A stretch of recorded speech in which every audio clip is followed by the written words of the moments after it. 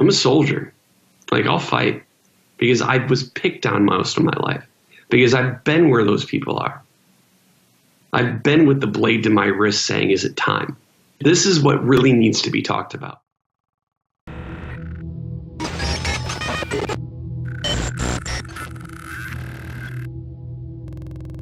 So what we did at the start of, well, we announced it at the start of this year, but we actually transitioned how Independent Ear was structured, and we moved Independent Ear underneath this organization called Notes to the Soul, making Independent Ear one of the world's only nonprofit functioning record labels. A nonprofit music label. Yeah, I know. Interesting. An oxymoron of a statement, right? Like, record label, nonprofit, like maybe unheard of, but I wouldn't say oxymoron. Yeah. And what's the goal there? Do things differently. Try and find a way to do it the right way. Because kept banging my head against a wall trying to raise capital and get cash infusions and so on and so forth, and it was just next to impossible, because who's going to invest in the music industry? Right. And now I can see more of your glorious beard. Yeah, I was just realizing you don't see any of my face. Yeah, but I'm still getting used to this new mic because I have to have this filter in front of it, or it sounds terrible. You can hear me breathing on top of it. just regular breathing out of my nose. It's terrible. Right. But no, so I mean, the entire premise of it was, one, because artists. It goes back to the fact that the music industry is the only industry where it's become an acceptable norm to consistently operate on a negative balance sheet. Okay. And I'm tired of it. I don't think it's right. I don't think artists should constantly operate in debt.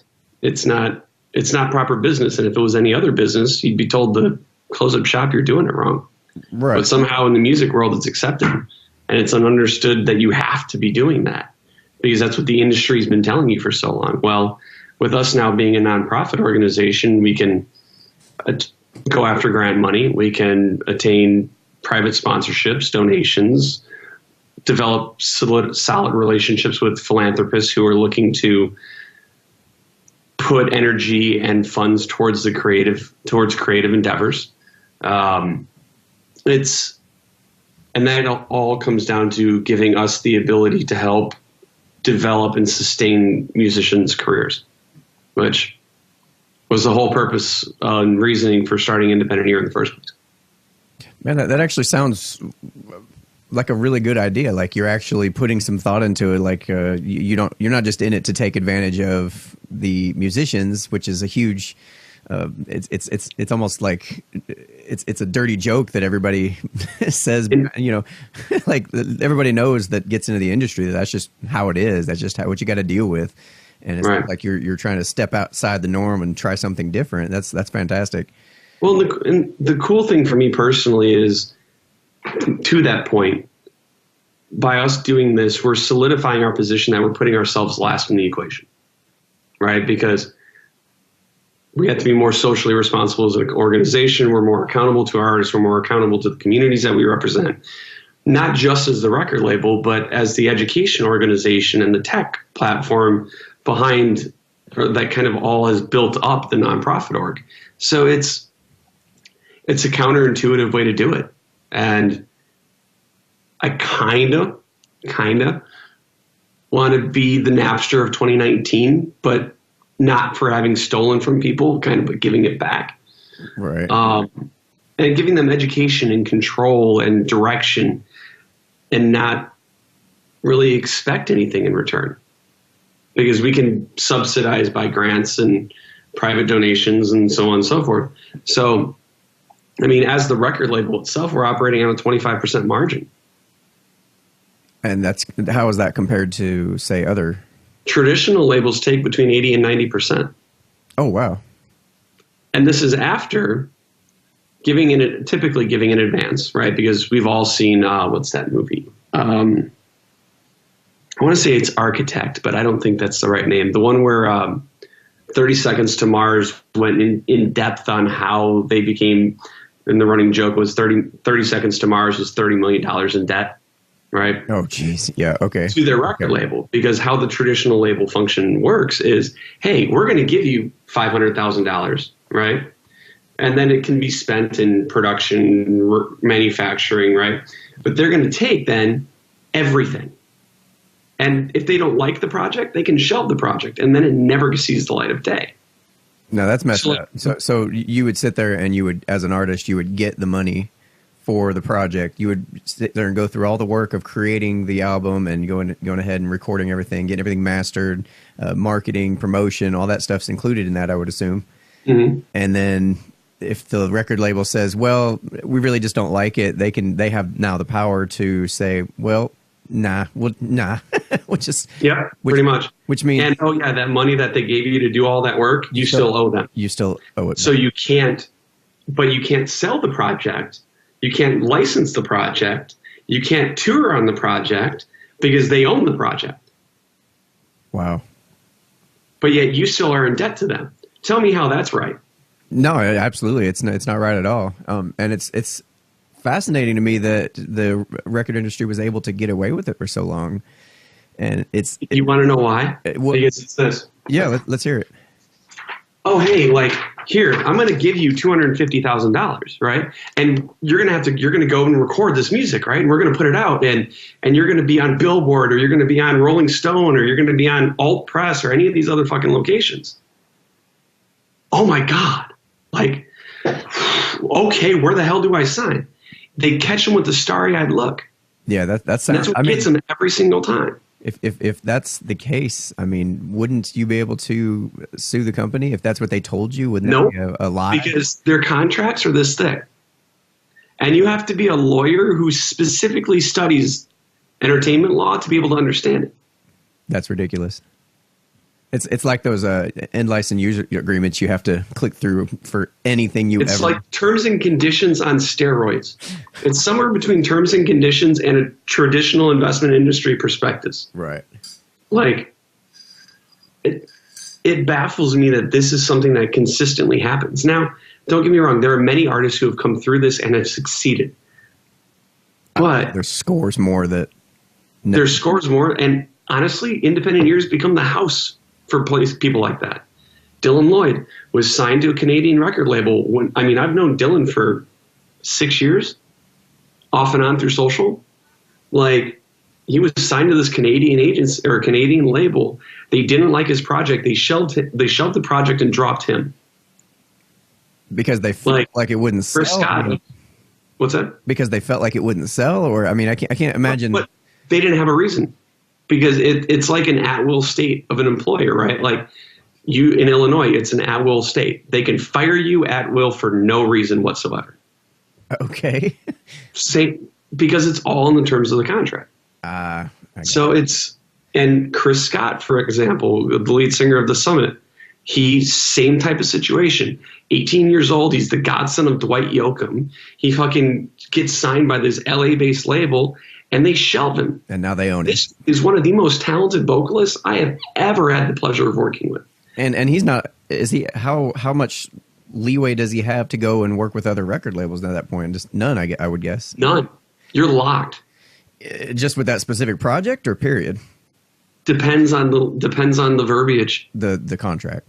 Mm-hmm. It goes back to the contract. That's why I hate the term contract. And I don't even use the word hate. That's the level of disdain that I have for the term contract. You don't seem like a hating kind of guy from the times I've been with you. Complete opposite, actually. My wife will attest to this. I don't like that word. I think it is the worst word in the world because it leads to everything else. And I tell the kids aren't really allowed to ever use it because of that reason. And that's it's strong. Like a cuss word. It's a strong word. And carries a lot of connotation behind it. So you're not willing to use, mean it. Yeah. No, I understand. I completely understand.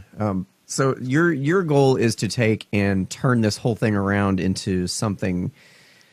Basically, the model itself you recognize is broken, and it doesn't favor the artists themselves. So your goal is to take it and flip it around to where now instead of them being held accountable and put out there on a limb, that you would actually be the one put on the limb in this case. Is that fair to say, or is it more of a shared? It's more of a community. It's more of a, let's take the framework of how the system is built. Let's utilize it to reposition and restructure how we envision the industry should be by giving control to the artist, making it a collaborative, communication-driven system all around actually getting things done, putting content out, driving fan relationships, delivering value to fans. Because the worst thing that an artist can do is put out a release their way. Okay. And this is what I mean by that. How many times are you scrolling through Facebook or Instagram and see this? Hey guys, our new release was just featured on XYZ blog. Go check it out. I don't know what that blog is. I have no desire to go and look at that blog. Give me a reason to buy your music. Don't tell me to go check out somebody else's and then ask me to buy your music. Right? It's all about communication and adding value to the fans. So what I'm encouraging my artists to do is dive deep on learning who your fans are. Know where they are. Know how they spend their time, how they spend their money, where they're giving their attention to as far as platforms go, where they're consuming content, how they're consuming content, the time of day, all of it. Learn that. And then guess what? Give your content to them that way, because then they'll have to spend money because you're doing it the way they want it. And as soon as the music is done, it's not about you anymore. That's a fantastic way to go about it. That sounds like Gary Vaynerchuk's method of that book, jab, jab, jab, right hook. I have a feeling you're about to show me. Two of the books over there, one of the pillows over there. Yeah. Yeah. So you're on board with that, and you understand where he's coming Absolutely. from. I listen to his stuff all the time, and I would recommend anybody. I try not to listen to his stuff all the time because he's distracting. Distracting. Well, I listen to it as it comes out on my podcast feed while I'm at work, so I really don't have anything else to do. Right, fair enough. So, I guess it's not fair to say all the time, because then I wouldn't get anything done. But something about listening to him just makes me feel like a total piece of shit, and it gives me the boost I need to, it's like, oh yeah, motherfucker, I'll prove you wrong. I want to meet him one day. Sometime this year is my goal. This year? Oh yeah. Yeah. Simply to point out one podcast episode that he did, 1 minute mark, in which he stole one of my ideas. Okay. Because for the last 10, 12 months, I've been communicating with artists in general, that they need to document their process, that they need to really show the creative process behind the production of a record, right, or an album or a video, because we live in that era where story sells. Like the fact that I've been vlogging now for 154 episodes, people are starting to pay attention. Like because they're now starting to get it. So what happens if an artist, I'm going to use Led Zeppelin, for instance, because I like making this example. Okay. What happens if Led Zeppelin had documented the process of recording the album number 4? We as fans of Zeppelin would be so much more connected to it. We would feel ownership of it, because we're like, oh man, that's how they did that. Or that's where this situation came in. Or that chord progression that should be like one way is now a different way because the drum hit on the downbeat rather than the upbeat. And that made the song that we know today. So now the audience is really listening to the music like intently. Exactly. And they become a part of the actual creation process. That absolutely makes sense. And I've seen a lot of people doing this. And I like making the Dr. Dre and Snoop Dogg reference too. Yeah. Imagine if they had recorded the process of the Chronic record, the first Chronic record. Like, you know how much more the hip hop culture would be further ahead than it is now? Well, here's the thing. I mean, you got a few leaders like that, which kind of take the market by storm, and they're just game changers. But then everybody else who aspires to be like them will never be them. So their selling proposition can't be their same story. They've got to be able to turn around and tell their own story and tell it in such a way that they're the only ones that have that story. That we're known for this thing or that thing, and it just makes people drawn to their product or their work a lot more likely to be drawn to it. So right.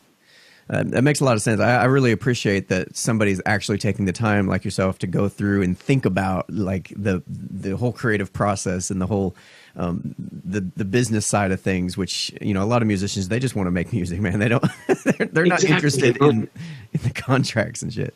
I get asked a lot because obviously, I mean, in the background of my videos, people see guitars and stuff like that because I've got them hanging up and I've got a cajon over there, and like I get asked all the time, well, do I play? I'm like, I would love to, like, but that's not my instrument. My instrument is this. My instrument is the business, because I can be that for an artist and I can allow them to focus on their creative. So for instance, we have an artist that we've been working with since June of last year. His name is Julian Acosta. We put out one single and we've now got him playing. He played in Vancouver, British Columbia a week and a half, 2 weeks ago, and is now getting ready to set forward to the UK next week. Nice. Bands like The Summit, who got picked up and did a tour with ZZ Top, like all because of short-term, like developed relationships and focused intent work. Like it baffles me that people just don't do the work. Again, she can attest to this because she's witnessed some real nut jobs that I've worked with that are so like, I want to do this. And then I put work in front of them and they're like, aren't you supposed to do this for me? No. Yeah, well, like I can connect with your fans. I have a difficult time enough connecting with my own. Did they think it was going to be all play and no work, or what? What they think was going to happen? Well, it's the rose-colored glasses music industry thing. Oh, I'm signed to a label now. My job is done. Yeah. So you, I mean, you know as well as I do, when you're creating these videos and stuff, the fun creation part and the interviews like we're doing right now, that's the most amazing part to look forward to. Absolutely. I love it. I'm sure you love it. You seem to be real good with people. But then what people don't see is the behind the scenes stuff, the hours and on ends going through and editing video, learning how to work a Adobe Premiere Pro, or learning how to add in the effects and the graphics, and learning how to, you know, get your volume levels exactly right so it sounds half-assed, you know, listenable. Or simply just doing it in the first place. It's there's so much work in the background, like the amount of, and then on top of that, once you do all of that, now you've got to go out and try to market and promote it, which I'm terrible at this particular part. You know, I love the creation process and making it, but then when it comes to marketing and promotion, I kind of fall short. So I know I have my weaknesses, but the thing is, I've heard from a lot of people who have started off with smaller audiences, what they have to do is spend 20% of their time creating and 80% of their time promoting and getting the word out there and connecting with people and communicating. I wouldn't even say promoting. I would say connecting. Yeah, that's a much better word for sure. And I found that the people that stick around the most are the ones that I've actually taken the time to talk to and get them on a Skype call. Have them on the show. Prime example. Yeah, I mean, yeah, exactly. We've known each other since 2013. Like, and I'm still in tune with what you're doing. Yeah. Like, because we took the time to build the relationship. We took the time to develop the connection. He loves me. I love him. He's so. This is what I have to put up with. I'm sorry. You're good. Get it together. Composure, sir. Anyway, no. So this is kind of the thing I think that we can take to tie into what I have going on as far as this show is. We're all trying to do things a little bit differently, because I think we all recognize that the system's broken, that the way things have been going in the past and the way that we've had these gatekeepers maintaining control over all these major industries. I mean, you've seen the book publishing industry, music publishing, video, pharmacy, movie making. I mean, even with the new model of Netflix, you're seeing the most incredible shows you've ever seen that look like mini movies. I'm like, holy crap! I don't even have cable anymore. I watch Netflix with my wife every now and again, because those shows are like movies in and of themselves, and they're really well done, and they don't have to fit into a certain broad demographic of the most people are going to like this. It's like I can go into Netflix and find something specific that I like that maybe most people don't like. You know, it's fantastic. And same thing with music. Like, I'm finding some of the best independent artists that, like, I can't even imagine. Like, okay, so we're looking at one of my favorite bands I've been enjoying right now is a band called London Grammar. I don't know if you've heard of them or not. But Hannah Reid, oh my God, her voice is amazing. And she's super shy and timid when you watch her in interviews and stuff. But when she starts singing, I'm like, holy crap, I've cried listening to some of her songs. It's so powerful. And it's like, that's not a thing you would hear on major stations 10 years ago. Like, because it's not, you know what I'm saying? I have one little interjection there. Yeah, because, absolutely. So if we, and I say this collectively, if we subscribe to the Vaynerchuk theory of 400 trillion to 1 odds of becoming a human being, right, which it makes sense, I get it. And then we put on top of that the odds of becoming a musician, regardless of whether you're doing it at a professional level to where you're like, this is the only thing that you do, or you're doing it just for the sake of doing it and putting out content. Like 95% of the world, and I'm probably being conservative with that number, will not, cannot, or is too fucking afraid to pick up a guitar and start playing, or to step on stage and tell a story in song. Like 95% of the world. So you want to calculate the odds out of becoming a musician now? Yeah. And then becoming, it breaks a calculator. Yeah. Because it doesn't calculate out that far. I mean, you're talking a 5% out of 400 trillion to 1 odds. Like, that's an insurmountable odds of actually becoming a musician. We're trying to do math on here, and this is not working for me. I'm good with math, but this is ridiculous. Because the number is staggering. Yeah, absolutely. And that so many musicians that I come across, not so many, a good amount of them complain. Right? Like, oh, this didn't get to do this. Like one of my artists. Oh man, it didn't chart. So you still put it out. People still bought it. Like, yeah. Like, now granted, he was on a streak, so I get kind of where he was coming from, and it was not because of, it was ancillary reasons that it didn't chart because it was considered a single rather than an album. But still, the fact of the matter is he complained and he stood on it for 2 days. Yeah. Like, think about it. What you get to do, nobody else in the world does. And if he could have taken that 2 days and redirected that mental focus into something else. Right. Because music, and I go fisticuffs with anybody who decides to disagree with me on this, music is the only art form that can physiologically change a human being. Meaning, it's the only art form that can actually perform time travel.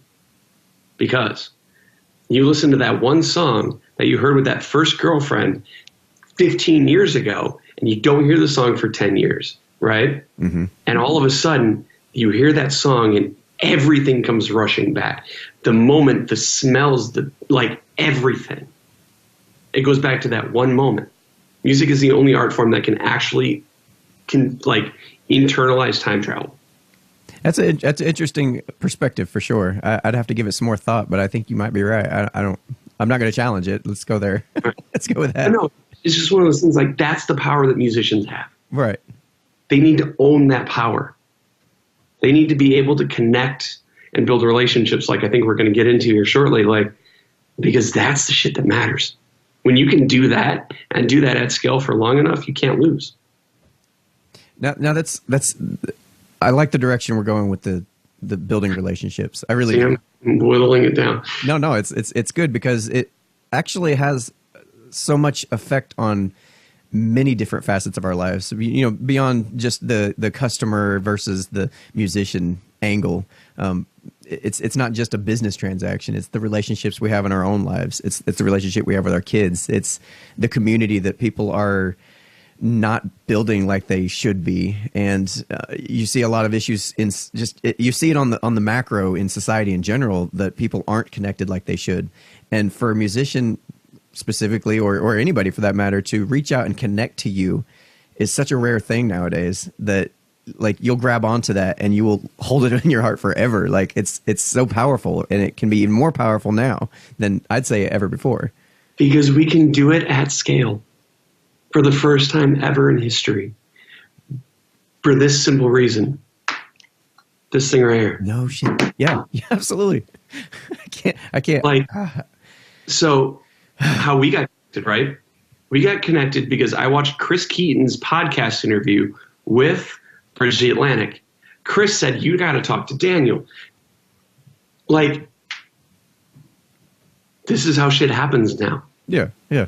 One of my business partners, I have never met face to face, but I've known for 8 years, and I trust them as part of my business.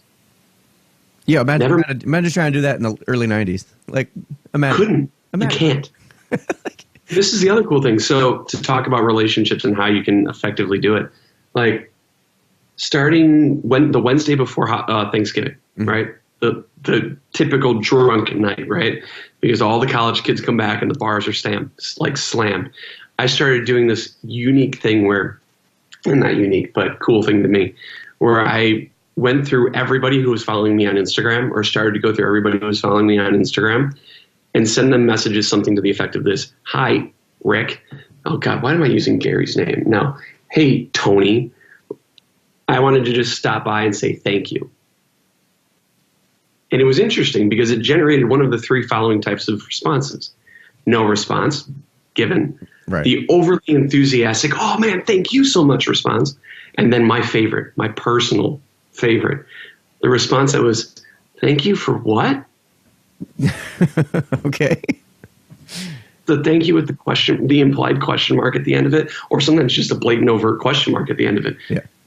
And I got to say something to the effect of this: for nothing more than reading this message right now. There you go. You don't know how many conversations that started, how many more connections were tightened because of it. Like, and that's what we can do. I broke Instagram for a week straight, sending messages. They ended up blocking me from any message functionality for 10 days. Wait, did they really?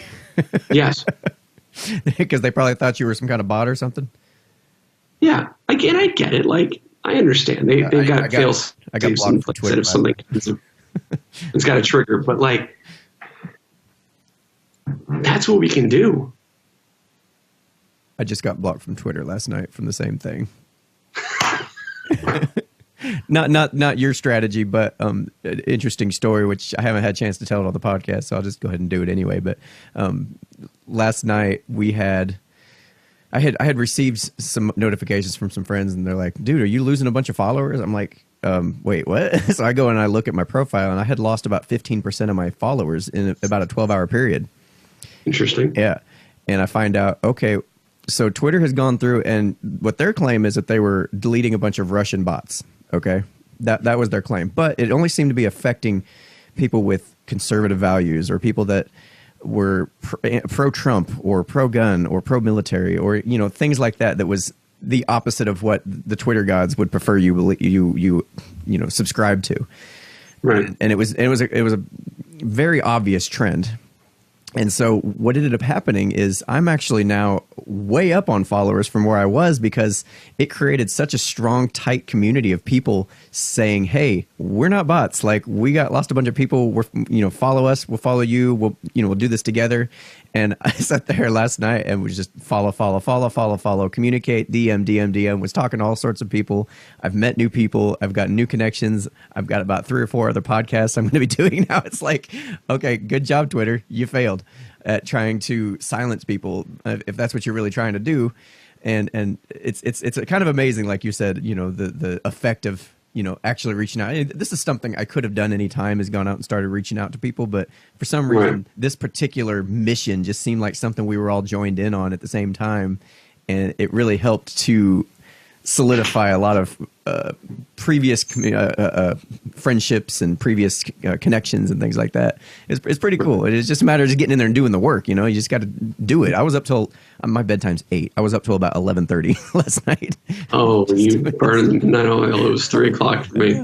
And so I get up early. I go to work. I come back here, and I had to run to go get my haircut today with my son. And now, as soon as I got back home, 15 minutes later, I'm here talking to you, and it's just like, I'm doing the work, man. I'm doing the work. It's like, but you talk to anybody else, they're not doing the work. Anyway, I'm a little passionate about this particular subject, if you can't tell. Just the general idea, because I talk to a lot of people at work while I'm there, and a lot of them have dreams, and a lot of them have ideas, aspirations, really good ideas, actually. And you go and talk to them 6 months later, and, oh, how'd that thing go? What you've been working on? No, I hadn't. hadn't had a chance to really get on it yet. I hadn't, no, like, oh, dude, like, I'm pulling for you here. Like, I will do anything to help you out to succeed in that. I'll give you I got so much knowledge of different things, and I will give any of that to you if you would just take the initiative, but I can't do it for you. I'm not going to hold your hand and drag you through it. Right. Is that something you experience with a lot of your musicians you work with? Just in general. Yeah. Like, prime example. So I've been talking to this content creator on YouTube who's got about 74,000 subscribers, just over like 2.2 million total views, right? Like a lot. But he ended up in an institution because he's got so inundated with tech that he lost it and blatantly stopped creating. And his community is vast, like 75,000 subscribers on YouTube is not anything to shake a stick at. Right. Like I have 71 and I'm happy. But he's like, I just couldn't do it. So when we were talking, and long story short, he's like, dude, you gave me the kick in the ass. I needed to actually go out and create content. I'm like, that's fantastic. You're not hiring me yet, but it's cool. Like I'm glad you're out there. And then he posts. And by this point in time, I knew it because I saw a post on social. Since that post on January 29th, he's not been back. So it's like, you say you want it, but you're not doing it. Whether that's fear, whether that's excuses, it doesn't matter. Like that fear or excuse, those are the only two things that are holding people back. So like it's that guy that was doing that idea that never did that idea, like, it's because he was too afraid. I think that, okay, I know that has a lot to do with it because I've battled a lot of it myself, and I talk to a lot of people when you really get down into it, and it's exactly what it is. Like I never, you've heard, I'm sure, of the idea of fearing of success, the fear of success, which seems like such an alien principle to me years ago. It's like, wait a minute, this doesn't make any sense. Like, who would be scared of succeeding? Like that doesn't even make any sense. But when you start really getting into it and figuring out like what's going on behind the scenes here, and you start really, going introspective and looking into yourself and figuring out, okay, oh, I have that. I did not know this. Like that's very interesting. Part of the reason that I feel like even right now that I don't do the marketing that I should be doing or reaching out to people that I should be doing is fear of success at the same time. And part of that fear is driven by the content that I create. That's a pretty logical fear, is that a lot of people who talk about the stuff I talk about have lost their jobs, have lost their livelihoods and their reputation. They've had their families threatened by people on the internet, and they've had, all sorts of different terrible things happen to them. So that's a logical fear, but I think there's something more to it. But this fear of success thing is a really interesting and strange animal. I mean,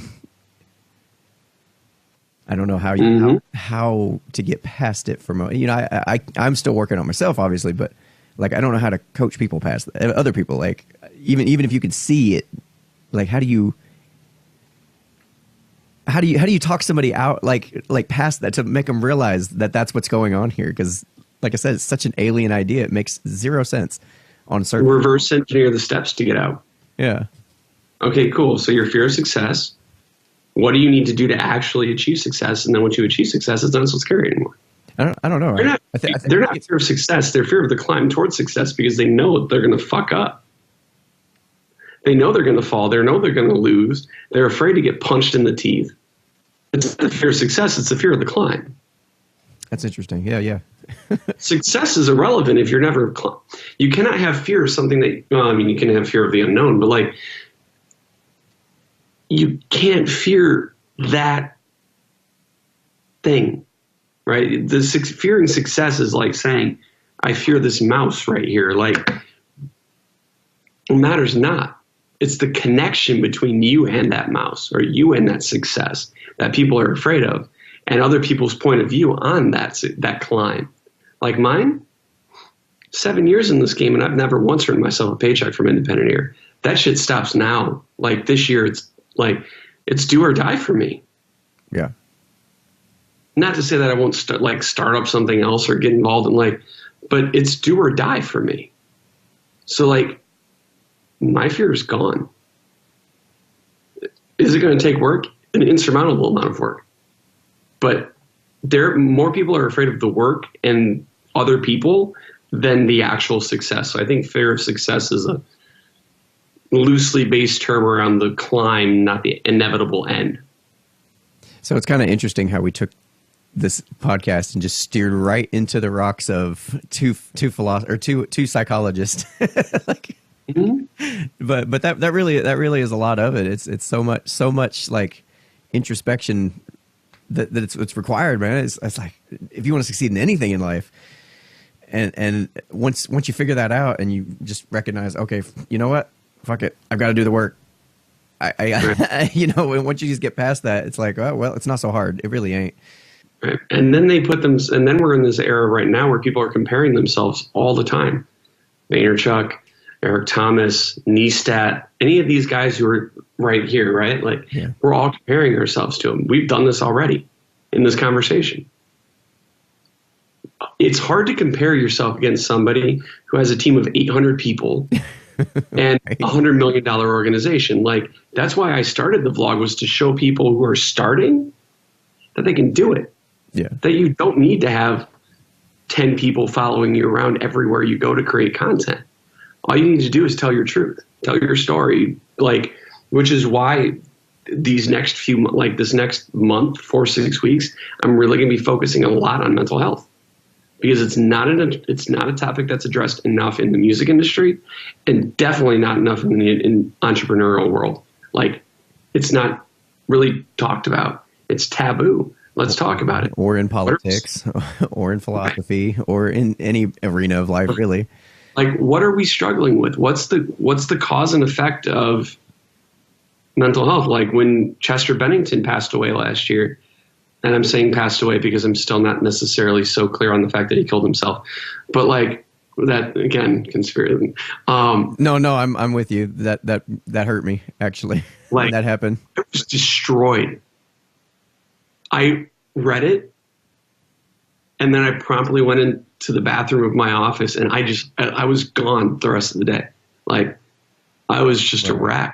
Yeah, I remember sitting in the car. Because I grew up with Chester, not personally, but like his music, right? His story. I remember when, forgot that they put out like a shitload of albums. Hybrid Theory, right?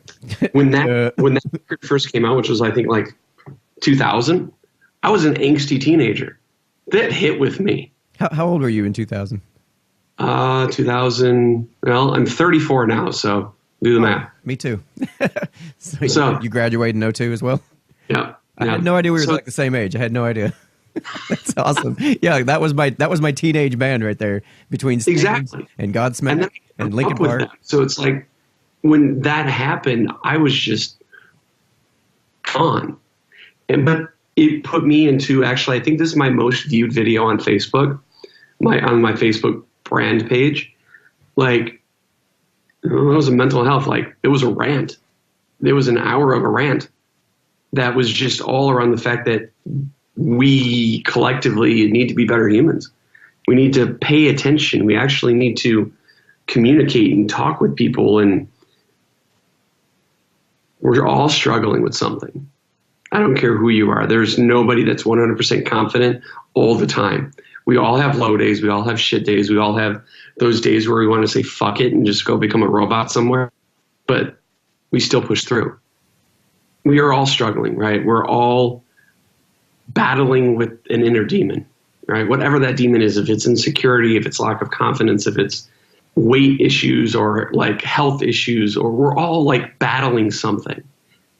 And then all of that shit comes out in this vitriolic spewing on social media at each other, where we're all pretending to be mad about, right now the big thing is gun control. We're all pretending to be so pissed off about gun, but really, if you really boil down to the core issue here, you're looking at, again, the same thing, mental health. How connected was this kid with the rest of his community? It needs to be talked about, and especially in an era and an ecosystem where it's all digital connection, it's so much harder to find the people. Like, there are a few apps that I've used over the years that I go to just simply to help people, even if it's just to offer an insight, like, because I can feel when people are hurting. So it's like when you go to that one post that's like one of those anonymous apps where you're not kind of nameless, faceless beings, and you see somebody say like, I can't do it anymore. Go give them a reason to do it more. Yeah. Go give them a reason to fight. Or that person who's saying like they're victims of being bullied or being harassed, or like, fight. I'm a soldier. Like, I'll fight because I was picked on most of my life, because I've been where those people are. I've been with the blade to my wrist saying, is it time? This is what really needs to be talked about, because when we can understand each other and connect and actually mean it and not have some ulterior motive of I'm trying to sell you something, like, that's when the real shit happens. And I can go deep with that, but I can tell.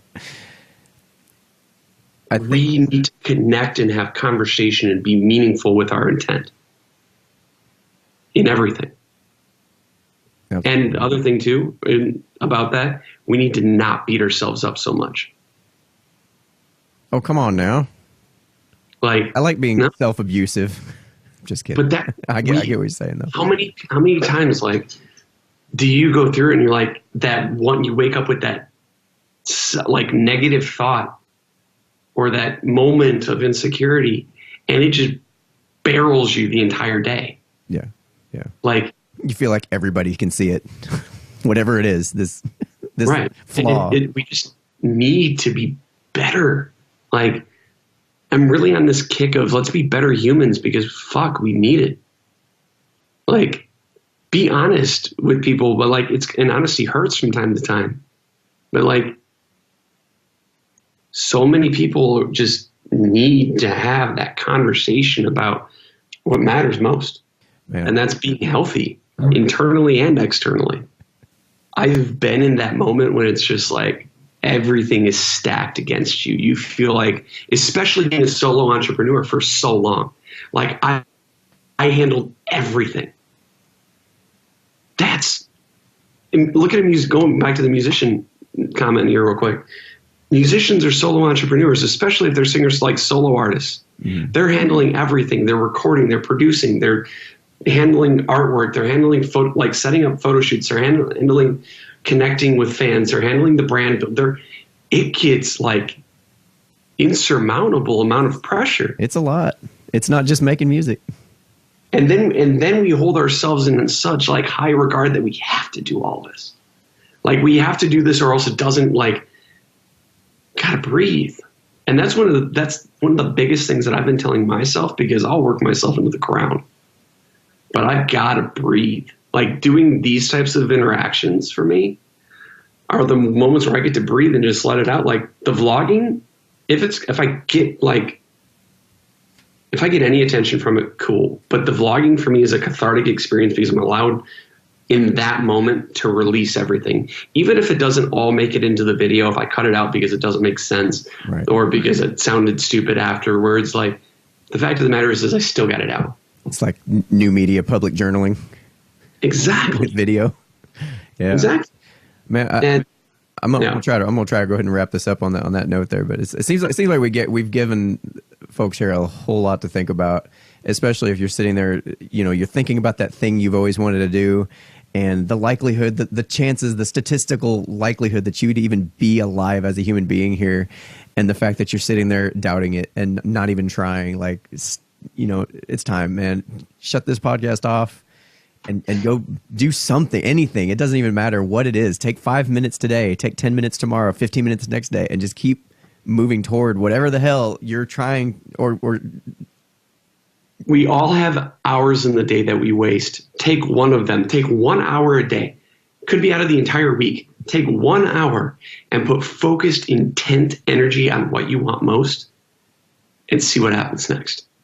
Well said, man. Well said. We could talk for hours on this, brother. I have a feeling that Well, let me ask for your social media connections and whatnot. Where can folks reach out to you to connect with you and have these deeper conversations? My biggest and most powerful platform for me right now is Instagram. I spend a lot of time in that community because I was on Instagram when it was a journaling app still, for those of you guys who didn't know that. Instagram is big. My handle is just my name, Phillip Ryan Block, all one word, no underscores or anything. Facebook is the same. I have my personal page, and then I have my personal brand page. Mm-hmm. On Twitter, I think it's P_Ryan Block. I'm not super active on Twitter. Well, I'll go ahead and just include the first couple there that you mentioned, so that way people can reach out to the one that you're most likely to contact them back. But I mean, I still communicate with people on Twitter. I just am not active with disseminating content on the platform. Gotcha. Okay. Cool. So, man, I really Snapchat if you feel so inclined. But I really do appreciate you coming and hanging out with me today for a little while. Absolutely. It's been a while. Thank you for having me. We're gonna have to do this more often, dude.